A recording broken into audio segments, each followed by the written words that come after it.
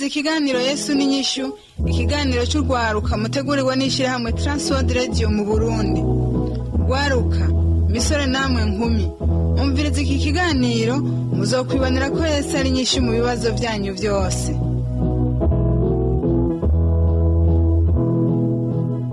Nshuti nawe mugenzi mukunzi washimye kubana natwe, rwaruka musore nkumi, ndakuramukije amahoro y'umwami wacu Yesu Kristo abane nawe. Kaze mu kiganiro Yesu n'inyishu sandutegurirwa n'ishyirahamwe Transworld Radio mu Burundi, ugitunganirijwe na Samuel Nsabimbona.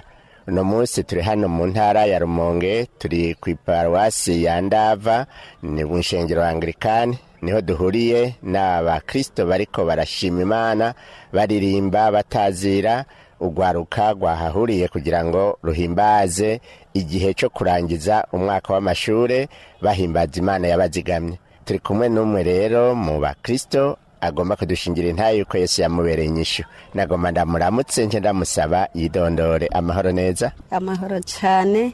Ego, hanyuma jewe nitwa Bazuri Wiharakeri, uw'Imana yagiriye ubuntu, nkaba nkunda Yesu, ndamukunda cyane kuko ndamuzi ko vyinsi, ndamukunda gose. Ego, Yesu ngoramukunda. Rakeri Bazuri Wiha, none wewe Garakeri, Yesu kuvuga ko mukunda, umukundira iki? Igituma ndamukunda hariho vyinsi yagiye ankorera.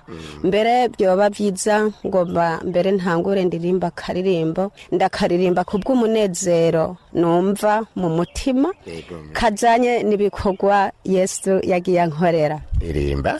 Ego. Yesu ndamukunda, yangiriye neza. Yesu ndamukunda, jewe ndabibona.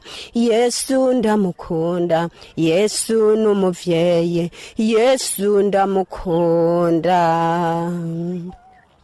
Yesu ndamukunda, yambereye dawe. Yesu ndamukunda, yambereye mawe. Yampanaguye amarira, ankura mu gatengo. Yesu ndamukunda. Yesu ndamukunda, reka ndabivuge. Yesu ndamukunda, reka nsima Imana. Yesu ndamukunda, reka nsinga intahe. Yesu ndamukunda, jewe nabibonye. Yesu ndamukunda. Yankoreye vyose ntari gukora, yansabaje vyose ntari gusobora. Yankoreye vyinshi ntari gukora, yambereye vyose, yankuye mu gatengo. Yesu ndamukunda, jewe ndabibona. Yesu ndamukunda. Amen. Ngo Yesu ndamukunda. Uti rero Yesu uramukunda, wadondaguye bimwe bimwe mu bituma umukunda. Kuba ariko baratwumviriza uti Yesu ndamukunda, yambereye mawe, yambereye dawe, ugomba kuvuga ikigarake? Ego, ngombye kuvuga ko Imana yarangiriye neza. Ego, hanyuma je nagombye kuvuga ko Yesu yangiriye neza. Nagiye ndabibona, gome igihe ngwaye namanagwaye, kandi nkagwara ingwara ikomeye cyane, mbere izanye inguvu. Ariko Imana yo mwijuru nayigumiza ku mutima. Nta handi hantu numva nokebereza, nta handi hantu numva nokikamira. Naguma nambaza Imana yo mwijuru, ndetse n'abasenzi Imana yasizeho bakomeza kunyegera bansengera hamwe n'abakozi b'Imana. Ico gihe rero Imana yambaye hafi, niyo mpamvu ndabivuga. Imana irantabara, irankiza. Kandi si ibyo gusa, Imana yagiye ingirira neza. Hariho ibikorwa rero bikomeye Imana yankoreye. Imana itabara, Imana mutabazi, Imana ikura umuntu mu magorwa ikamwicarikana n'abakomeye. Imana ikura umukene mu cavu ikamwicarikana n'abahambaye. Narayibonye ibikorwa yankoreye, narabibonye bitangaza Imana yankoreye. Niyo mpamvu mpamvu ndabivuga ntagira isoni, niyo mpamvu nsinga intahe ntagira isoni, niyo mpamvu nsima Imana ntagira isoni canke ntagira ubwoba ngo noneho bajya bahava bavyumva ngo canke ngo bagirente. Niyo mpamvu rero jewe ndabivuga emwe ndabisimice yuko Imana ari mutabazi. none uri kuvuga yuko yakubereye papa, nta papa wundi wari ufise wewe k'abantu iyo bavuze papa haba ari wakuvyaye kubw'amaraso, uvuze mama haba ari bari bakuvyaye kubw'amaraso, ntaba wari ufise? Ego cyane umuvyeyi ndamufise, wundi yaritavye Imana, ariko rero urumva mfita mama, papa wewe yaratase kera, ariko naho nari ndamufise uwo mama ntabwo yampanaguye amosozi nari mfise, kandi abagenzi nari mfise nta mugenzi n'umwe aseruka nabonye yompanagura amosozi canke ngo ankure intuntu nari mfise mu mutima. Ariko Imana yo mwijuru narayambaze, icinyaruka kunyumva, inyaruka kunyitaba, irankura aho hantu, impanagura amosozi, inkura intuntu ku mutima, inkura byose byari bihanamiye umutima wanje, byambuziza amahoro. Yesu ndamuzi, yampaye amahoro. Yesu ndamuzi, yambereye byose. Ega nyene umuntu ariko arumviriza uvuga uti jewe nari mfise intuntu yankuye mu gatengo. Ako gatengo wagategwa niki mu majambo yumvikana? Mu majambo yumvikana ni byinshi ntushobora kubivuga, vugamwo bikeye.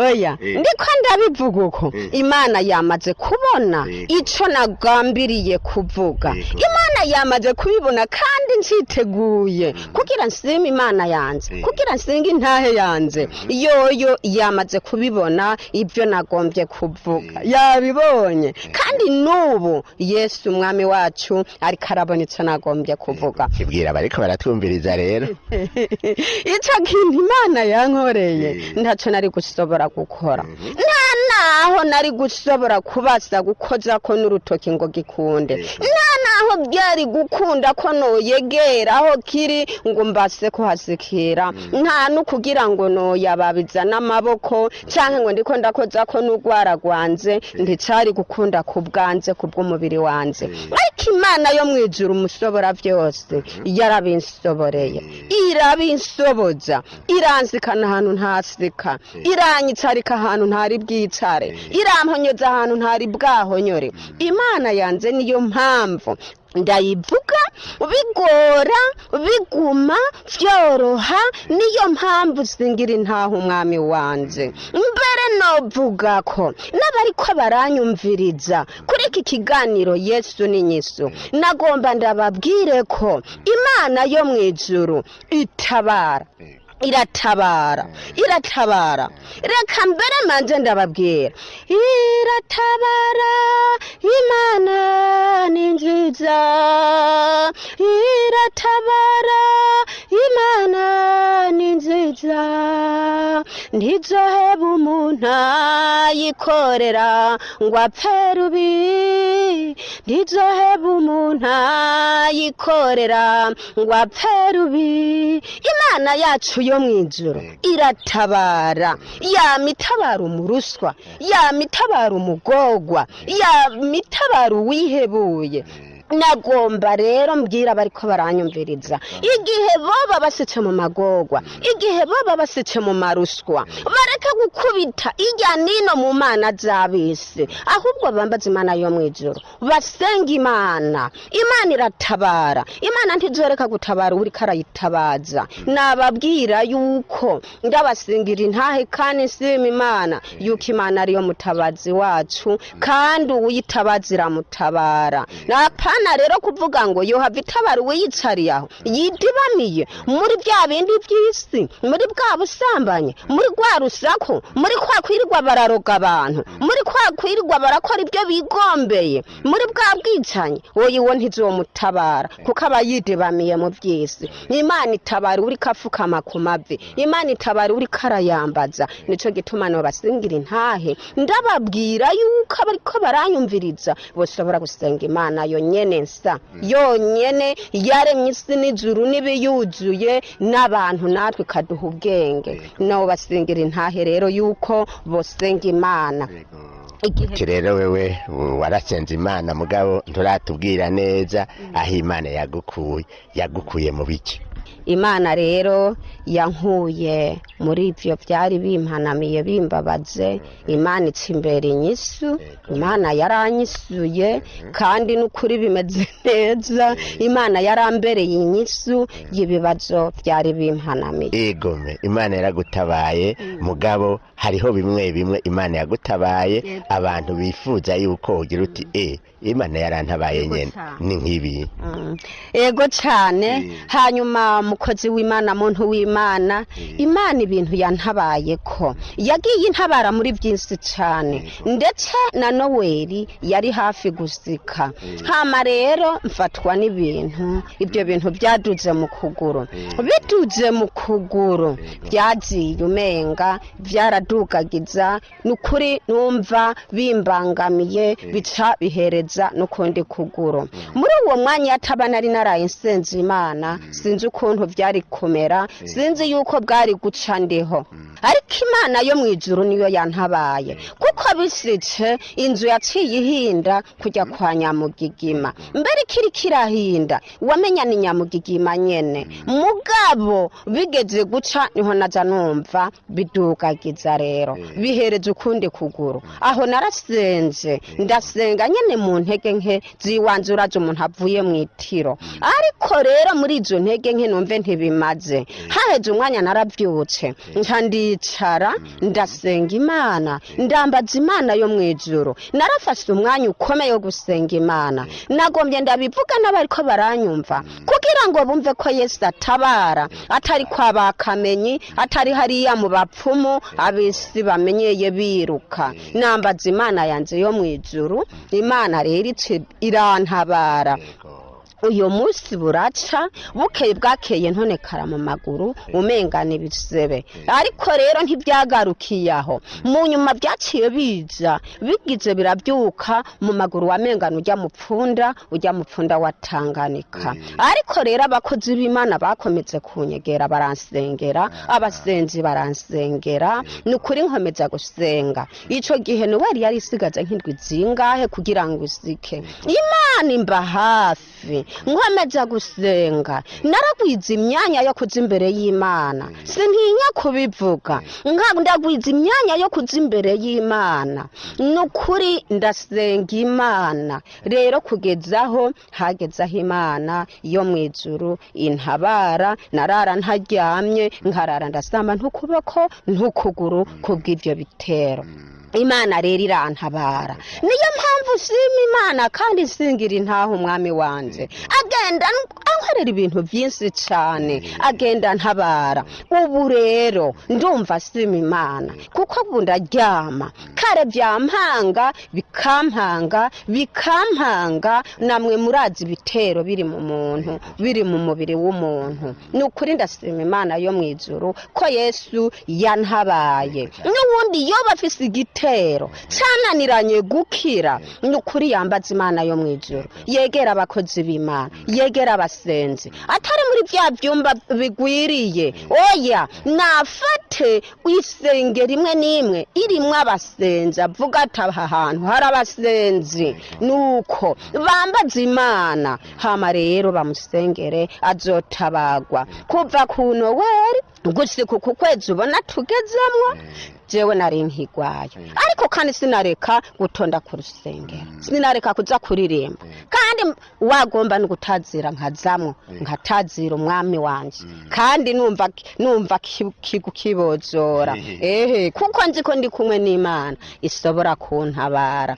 Urumva rero niyo mpamvu rero nsima Imana, singira intaho umwami wanje kugira ngo bikunde. Nico gituma rero mvuga uko kugira ngo n'abariko bara baranyumviriza nabo batabaze imana yacu yo mu ijuru. Rero imana irakundana, narayibonye rwose, narayibonye. Ego, urumva rero imana yaragutabaye iragukiza ibitero. Mbega nyene uwo Yesu uri kurabwira abantu yagutabaye, wewe mwari mwamenyanye gute? Jewe mu kugira ngo ndamumenye, imana niyo yagombye yuko ndayimenya, kuko yoyo yamenye ntarayimenya, kandi imana yamenye ntaranabaho, kuko yari ifise umugambi wanje yuko isobora kuntunganya nkabaho. Iyo rero niyo yatanguye kumenya. Yarakumenye nawe haragera umunsi urayimenya. Hari habaye iki? Aho imana hariho ibikorwa yangombako ko nzoheza nkayikorera igihe kigeze. Ego, niyo mpamvu rero imana itasimye ko ncampa ngo mpfire mu vyaha. Ibyaha uvuga uti jewe naragendeyemo nkarakeri, urabona uratanguye gukura, ariko warabaye inkumi, hanyuma mu bukumi urabaho nk'abandi bigeme. Hari aho uvuga uti jewe narabayeho ntaramenya Yesu?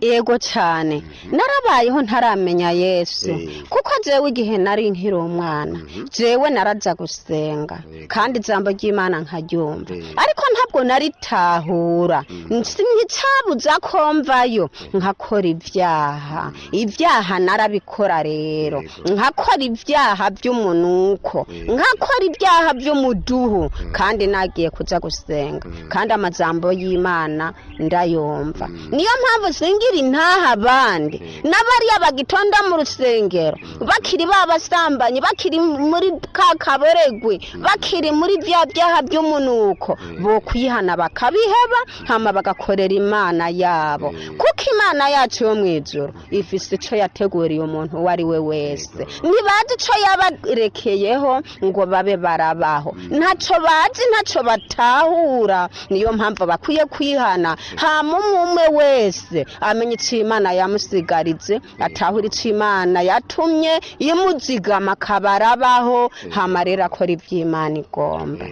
Wewe rero urakoze ivyo vyaha vy'umunuko, mbega ico gihe utaramenya Yesu byarakunukira cyane, wagira uti nibwo buzima? Narinzi yuko atacaha namba kirimwo, narinzi ko atangorane, ariko rero ndiko ndaraba ubu narabimenye Imana yarakoze kuko yankuye habe. Kandi nkuko singira intaha abandi, nk'umuntu akiri muri ivyo vyaha, ubu hoho babikora babizi, ubu babikora babibona, kandi arava ni mu rusengero akagenda agakora icaha.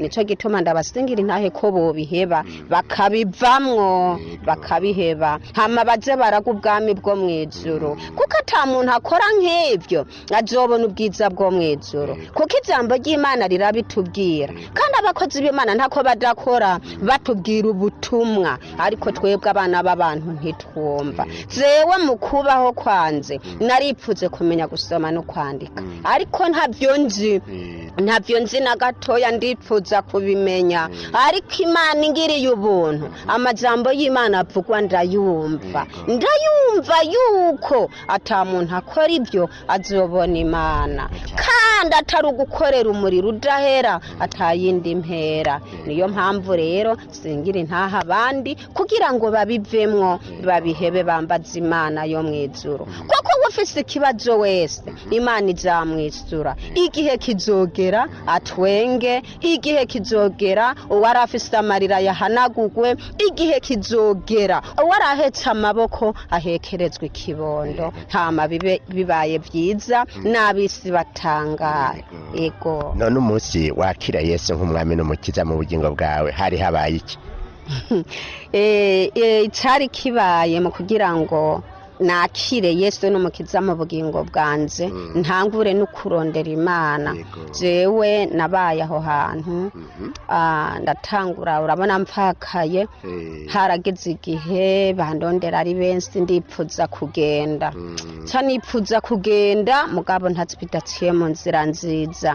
Bigeze ngaho ndabisira mu ngiro, nkaba ndafise we tuvukana, arampanura, arambwira ati wewe naho uriko wirukanga ntihari bwagera iyo wirukanga wari kukwihangana wowe ntuzobura uwo mwubaka uracari muto uwo muroca mu muco bireke aho hari mu gwimo bireke mugabo nanze nkaraba nkabona yuko umenga nta bundi buzima atari uko nogenda ndabisira mu ngiro utuvukana arangobera arambwira ati ko ndaguhanuye ukanka ukaba wanse ubu rero ukagenda uduhuzu ufise ntuzu dutware utwomba ufise ntuzu dutware urabisigira nzobikubikire nibyagorana uzogaruka kubitora bigeze ngaho nukuri ncangumaho ndabyiyumvira buca buriya we tuvukana kuko yararaye hageze mu ijoro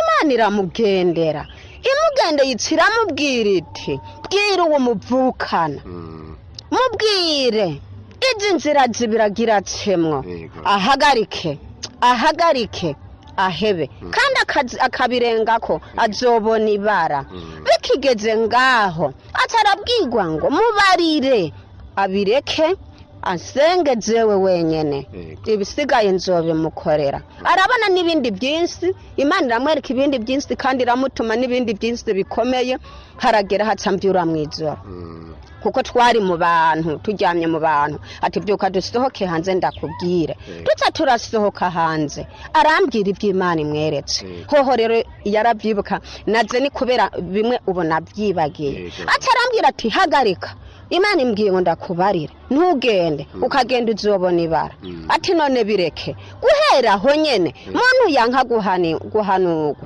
muntu yanka imburi ntituzanye azorandukanywa n'isi bikigeze ngaho naciye manika amaboko tukiri kumwe ariko arabimbarira ndamanika amaboko ndavuga nti Imana yanze mbabarira kandi siko nari bwatahure neza Imana siko nari bwayakire pe ukuri ndamanika amaboko nti Imana mbabarira Mana ngirira ikigongo Mana mbabarira ndabihevye ndabiretse guhera aho nyene naciye mpagarika uwandondera buke yagarutse namubwiye nti jewe nabivuye mugenda urondera ahandi jewe nabihevye nta mwanya ndabironkera bica bigeraho rero guheraho rero ncanguma bagumye banyegera batuvukana kuko barabasenzi baguma bampa impanuro nca ntangura kwegera buke negereza mu basenzi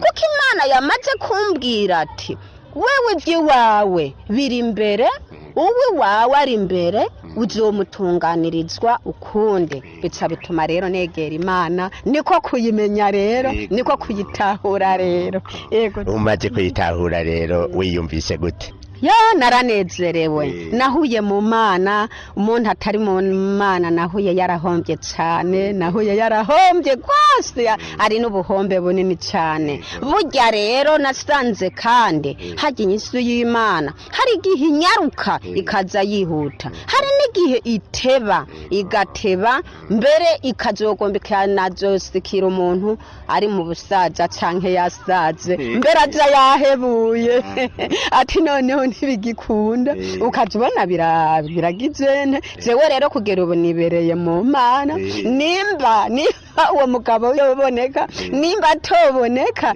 kizi nibereye mu Mana kuko kimwe gusa mvuga ati isezerano ry'Imana ryosika yoyo niyibizi ritosika irampa iherezo ryiza izompe kurangiza neza ibisigaye impe kuba ndayikorera nta bindi niho rero wavuze uti yambereye byose yego cyane niyo mpamvu ndabivuga yambereye byose yambereye umuvyeyi yambereye mwene data mbera eka ntako nosobora kubivuga yego cyane na Bibiliya iravuga yuko Imana ari umugabo w'abapfakazi yarakubereye n'umugabo rero kugeza uwo munsi yego cyane yego yambereye byo iyo bikugoye none ukora iki bingoye ndasobora kwihangana cyane nkisengera Imana hama akaba ariyo ndangamiza yonyene yego niyo ndaba niyo nambaza nkayereka ibingoye wavuze yuko wagwaye mbere urabiyereka iragutabara hari ikindi wovuga yagukoreye uri kurasenga yo ndiko ndasenga ni byinshi Imana yagiye inkorera yangiriye byinshi yankoreye byinshi cyane bimwe ntosobora kuvuga ego yagiye impindurira byinshi cyane ego niyo mpamvu mbere norangiza iki kiganiro mbwira bene data bakiri mu mayira abiri bagitambamye mu by'isi yuko atamahoro bazoronka imbere y'Imana atari gutererwa muri gihonomo byoba byiza hako bazokorera umuriro udahera ari uko bosenga Imana hama bakihana.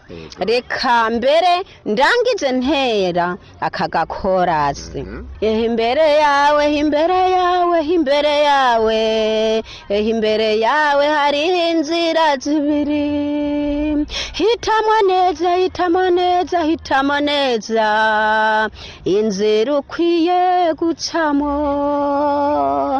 imbere yawe imbere yawe imbere yawe imbere yawe hari inzira zibiri hitamo neza hitamo neza hitamo neza inzira ukwiye gucamo.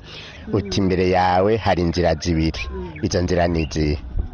Izo nzira zibiri inzira imwe niyidusikana kwa data wa mwijuru kuko Yesu yavuze ati ntawe sika kwa data atarize ndahamuzanye. Ego iyigira kabiri niyo itujana mu mahonero ariho muri wa muriro wa gihonomo. Guhitamo neza rero no guhitamo Yesu nkuko duhejeje kuvyumva kariwe nzira idushikana kwa data mwijuru. Mugenzi uri kuratwumviriza urumva ingene yagiriye neza Rakeri uwo munsi akaba afise indirimbo nyinshi mu mutima wiwe n'ivyizigiro vyinshi. None Rakeri uwo muntu ubwiye uti hitamo neza umubwira ngo ahitemwo gute? Ndamubwira ko yohitamwo gusenga Imana agatangura kwihana kuko imbere yo guharirwa ari uko uba wihanye. Rero ndababwira abantu bagitambamye bariko baranyumviriza ko bo kwihana ahubwo bagasenga Imana bakizera Imana yonyene hama bagakora ibikorwa vyayo kugira ngo Imana izibasikane mwijuru. Nibasenga Imana kirotuma baca muri yanzira ipfunganye ari izo dusikana mu bwiza bwo mwijuru. Naho bakabandanya batambamye ni hamwe baroba batumbeye muri yanzira iza muri gihonomo. Nuko reka rero mugenzi uri kuratwumviriza namba wumvise izi impanuro zo guhitamo neza ukaba wemeye guhitamo Yesu nk'umwami n'umukiza mu bugingo bwawe kugira ngo azogushikane kwa data mwijuru uciye bugufi aho nyene uri wemeye ko umunyabyaha nkesaba Rakeri agusengere. Mana yacu uri mwijuru waremye isi n'ijuru n'ibiyuzuye ukarema abantu mbere uwabahaye ubwenge wo kugira ngo bagukorere ari umunyabyaha amenye ko ari umunyabyaha yihana. Reka nsabe kugira ngo unyumve ugendere benshi bumva bacindwa kugira ngo umume wese yumve ijwi ryawe kugira ngo yihane umubabarire umugirire imbabazi. Yesu turi imbere zawe Yesu ugendere umuntu wese akora ibyaha kuko atawaremewe gupfa rubi. Yesu ari kugomba yuko umunyabyaha yihana agaheba ibyaha byiwe agakira. Turabasengeye kubw'izina rya Yesu Kristo umwami n'umukiza wacu. Amen. Ikiganiro cyacu cyo kuri uno munsi tubigarukirije ngaha. Ndakengurukiye cyane umupfasoni yafashije kukiremesha akaba yitwa Baziruwiha Rakeri. Tukaba duhuriye hano ku Ndava ni muri komine ya Rumonge turi ku ishengero rya Anglikani hari mu gikorane ugwaruka rwateguye cyo kurangiza umwaka w'amashure mu bahora basenga. Aba rero Rakeri ndagukengurukiye nawe mugenzi watwumvirije ndagukengurukiye ndakwikibanuye ndakwifuriza umugoroba mwiza naho butaha umwami wacu Yesu Kristo akubera inyishu. Ico cyari kiganiro cy'urwaruka Yesu n'inyishu mushikirizwa n'ishirahamwe Transworld Radio mu Burundi. Niwaba nawe ugomba gushinga intaye ko Yesu yakubereye inyishu cyangwa ugomba kutunganira twandikira uti Yesu n'inyishu agasanduku ka post 1140 Bujumbura cyangwa dutera kamo kuri 24 26 57.